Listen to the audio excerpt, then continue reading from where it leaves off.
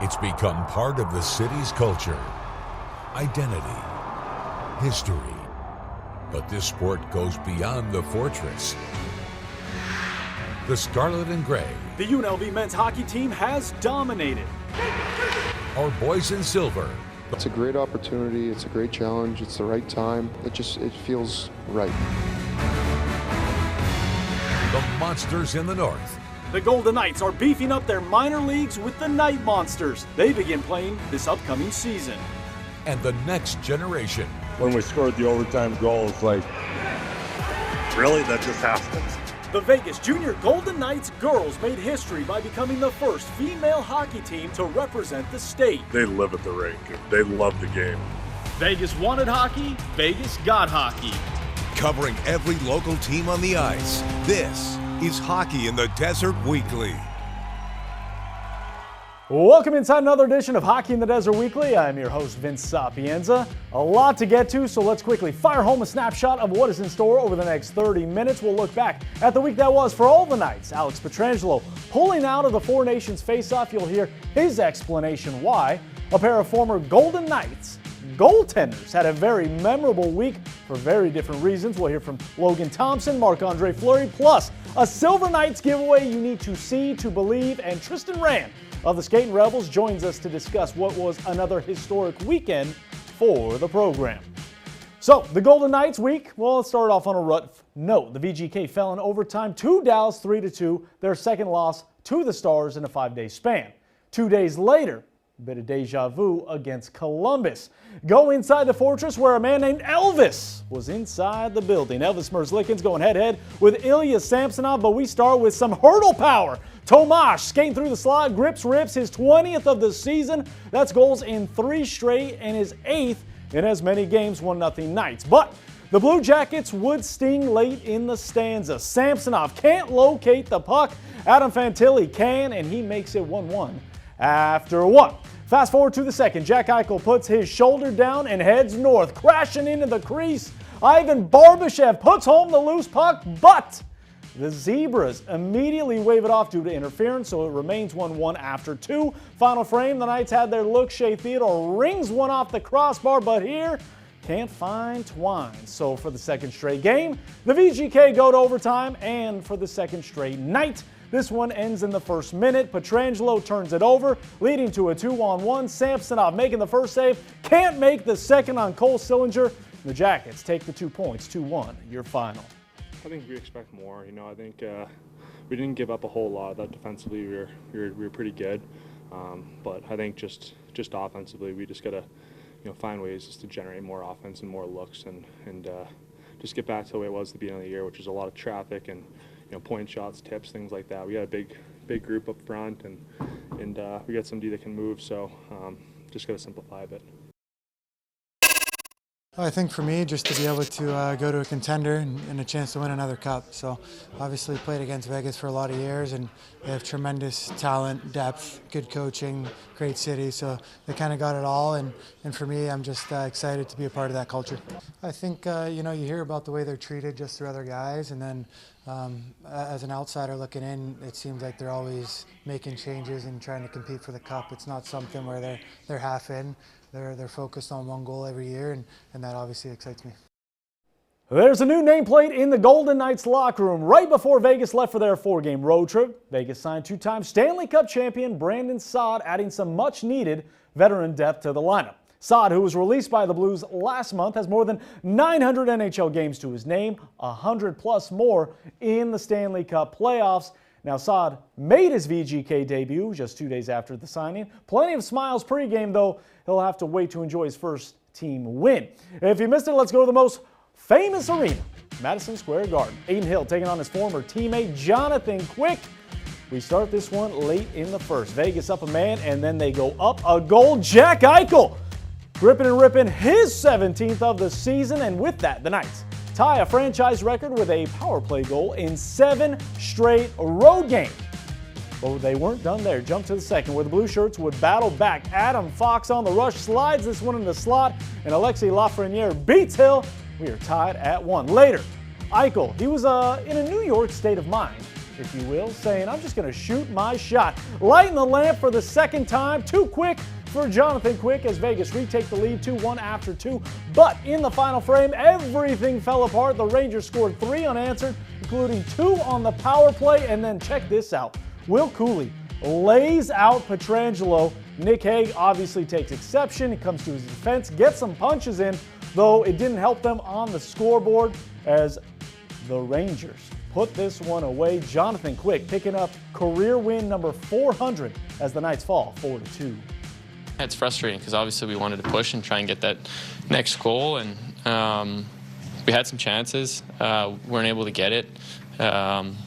You know, it's frustrating. I think you know, we did a lot of good things through 40 minutes, and you know, to let it slip away, it's not a great feeling. So you know, it's a 60-minute game, and you know, obviously, you know, have to find a way to, you know, finish it off, and you know, we'll learn from it and get better. I expressed that, you know, I did want to stay, and I wanted to take on a larger role with the team, and I thought that, you know, I proved that I was healthy all year and that I could play, you know, more starting role minutes and take on more responsibility. And I think playoffs, I thought I did a good job showing that. You know, as Kelly said later in his interview, that obviously with Hilly being here and the Stanley Cup champion goalie, that, you know, that's kind of made that clear that's their guy, and I understand that, and you know, I'm really happy for Hilly. He came in last year, you know, he got paid, and he won the city a Stanley Cup. So, you know, that's kind of where, you know, talking with Kelly led to my decision that, you know, maybe I need to change the scenery. And there was no bad blood there. There was nothing, you know, against the team or the city or anything like that. It was just for me and my career, and I think that I tried, you know, everything that I could do to be the #1 here, and unfortunately they had other plans, and that's okay. I'm still young. I'm 27. I think that, you know, I still have a lot more. So I think I'd be disappointed in myself if I was just to say okay and take on a less of a role. So that was Logan Thompson here in studio back in July, just about a week after being traded to the Washington Capitals, a trade that he requested. In short, Thompson was betting on himself, wanting to prove to everybody that he is the #1 netminder in the league. And just 7 short months later, that bet paid off as Thompson hit it big, signing a 6-year contract extension worth more than $35 million. Power play, Terry's out of the box and may have a 2-on-1. Right on in, and Thompson made a sparkling stop. Really happy to be here for, you know, many more years to come. I've, you know, loved my time here, and just thankful for the opportunity that the Capitals gave me. Just 27 games into his Capitals career, Logan Thompson earned himself a massive raise. His new contract with Washington will run through the 2030-31 season with an average annual value of $5.85 million. Marcus in the front, great stop! Thompson's brilliance on display against Lundestrom. At the time of his new deal, Thompson record 22-2-3, ranking 3rd in the NHL in wins, 3rd in save percentage, leading the Caps to the top of the standings, and a league low in goals against per game. I think I'm just having a lot of fun and not thinking, and just going out there and playing. It's kind of been my new mindset this year, and it's been just a lot of fun, and I'm enjoying every minute of it. Thompson was traded on day 2 of the NHL draft at Sphere Las Vegas, just hours before a scheduled autograph signing, which he still honored, saying goodbye to the Medieval Maniacs and hello to a new fan base and home. They fan out at the attacking line, right up the gut. Great stop by Thompson. You know, obviously I knew it was a big risk, you know, leaving Vegas and what they had going on over there, but I just wanted a different opportunity. Didn't really know where I was going to end up, and, you know, couldn't be more happy that I ended up with this organization, and just really thankful for my time here. This could be another 2-on-1 the other way. For Ryan Strome, shut off by Thompson. Despite all the ice, we're just getting warmed up here on Hockey in the Desert Weekly. When we return, we're checking in with Alex Pietrangelo. Why did he pull out of the Four Nations face-off? Those answers next.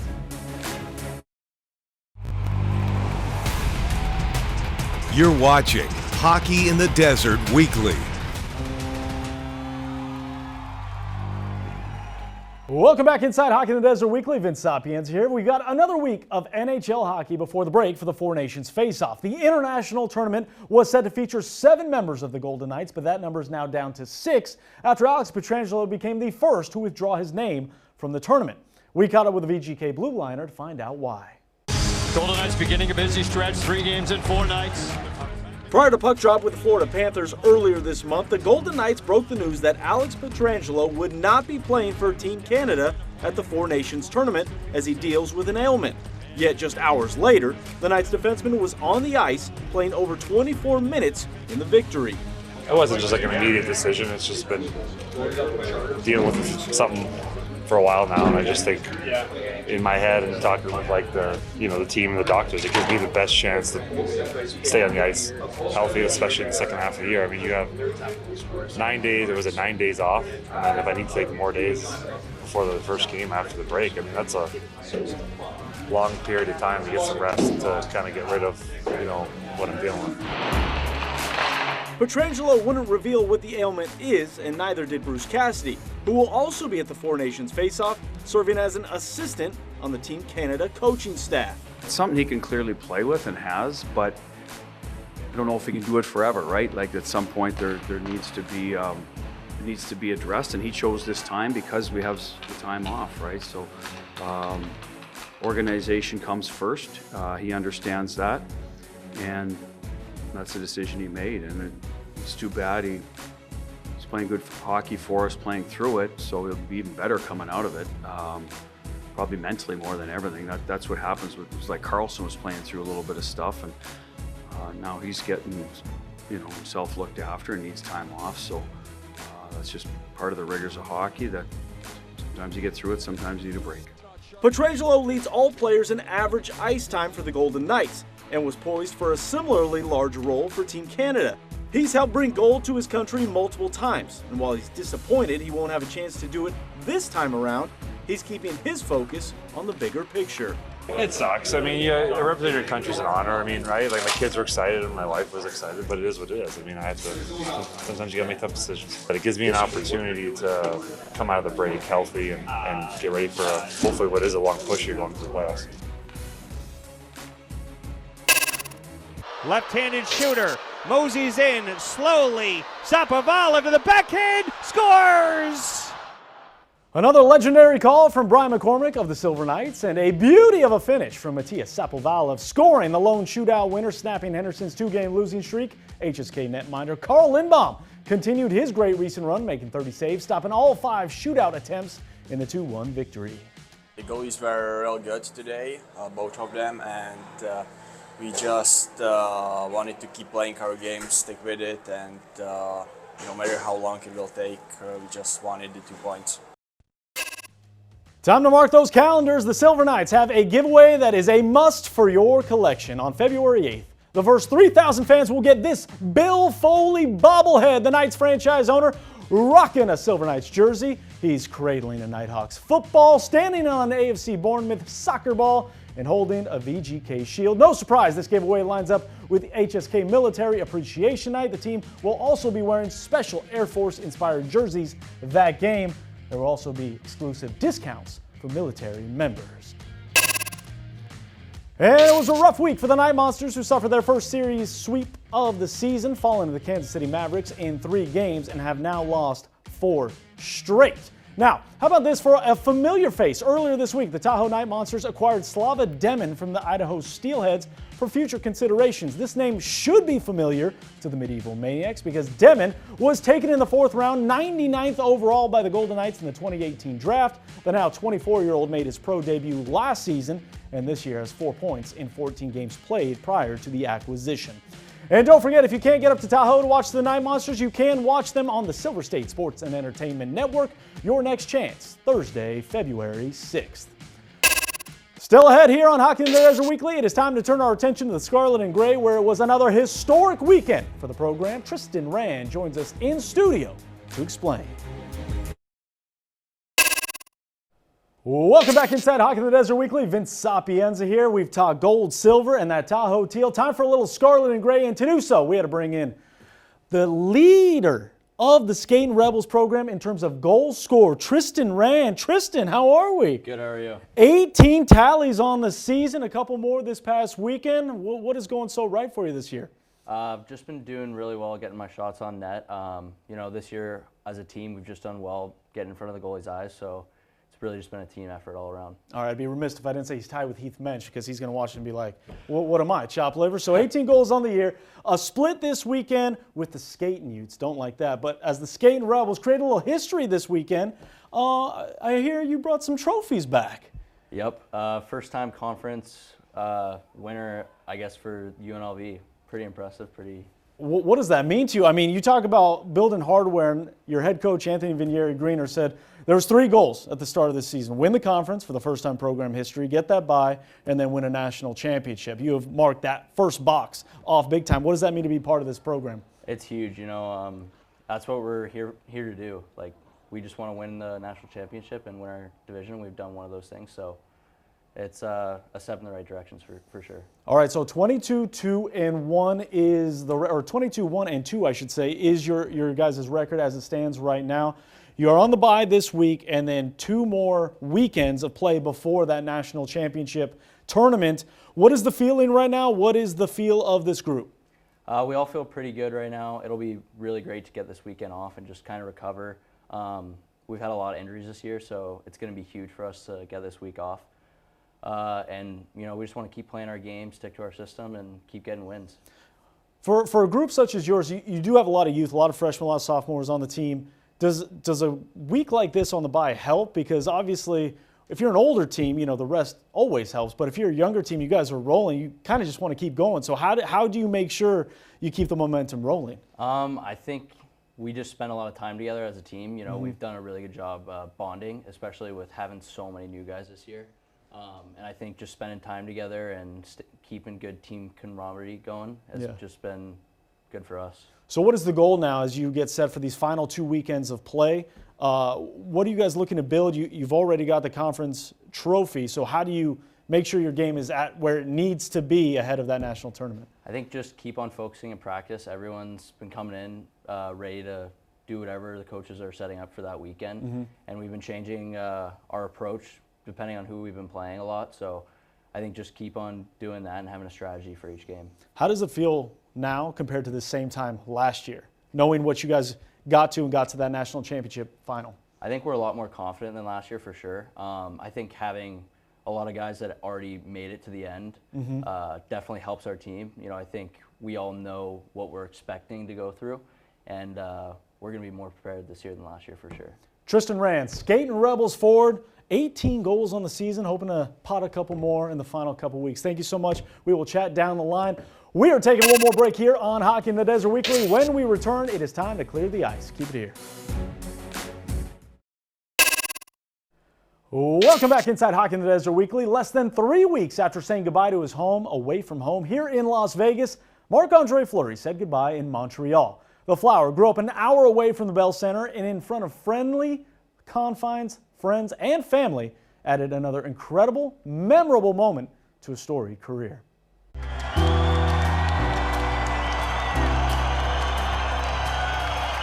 It started the moment he stepped on the ice. Marc-Andre Fleury was not the enemy of the evening like every other opposing goalie who enters the Bell Center. Instead, he was Montreal's second son. The Canadians would like to recognize Quebec native Marc-Andre Fleury on the legendary career. So there was no stress for this game. You know, I've been playing my last one here at home, right, in Quebec, right, in front of my family, in front of my friends. Yeah, so it was, I'm glad everything went well. Even the refs understood the moment, delaying the drop of the puck as the crowd delivered a standing ovation lasting more than 2 minutes. It wasn't good. Like, got a couple, I don't know, some emotion, a couple blurry eyes, you know, as she's getting soft, you know, getting older, but an honor. It was an honor to be part of it. As for the game itself, Fleury wasn't overly stressed, though spectacular when needed. And what a save by Fleury! The Flower in full bloom, making all 19 saves in a 4-0 win for his 76th shutout of his career, putting him in a tie for 10th place all time. So I was just hoping to not let in 6, you know. A little stress, but like I said, so many people watching her, and I wanted to put on a good show, right, so they could remember me playing well, right. So I'm happy that it went well. And Fleury records a shutout in his last stop in Montreal. Fleury is now the first goaltender in NHL history to record a shutout as a teenager and at 40 years or older. The victory was also the 572nd of his career. The stress, the emotions, Anticipation, right? Anticipation, it just, I don't know, it takes synergy out of you, but hats off to the boys though. They battled hard all night. Like I said, they blocked so many shots and everybody contributed, 4 lines of 60s. Everybody was great. Once the clock hit zeros, it was a reaction second to none. Not just the Canadians in the crowd, but on the ice as well. The half stay out to congratulate a surefire Hall of Famer. To have the respect of my teammates and the other teams, the other players right around the league and the fans, even though I'm on the road and people from Quebec, but I don't know, it means a lot to me. Father Time may be undefeated, but Fleury's joy for the game is still at an all-time high, and his jokes remain timeless. So why would you walk away from this, and what are you going to miss most about the game? I'm coming back. That was fun, so we'll do it again. Oh, Flower. Well, as we wrap up Hockey in the Desert, it is once again time to clear the ice. Tripped up here, Boyko out of his crease to play it. He's going to offer at the empty net. It's over him. It's on goal. Josh Boyko scores! Oh, my! A goalie goal for Josh Boyko!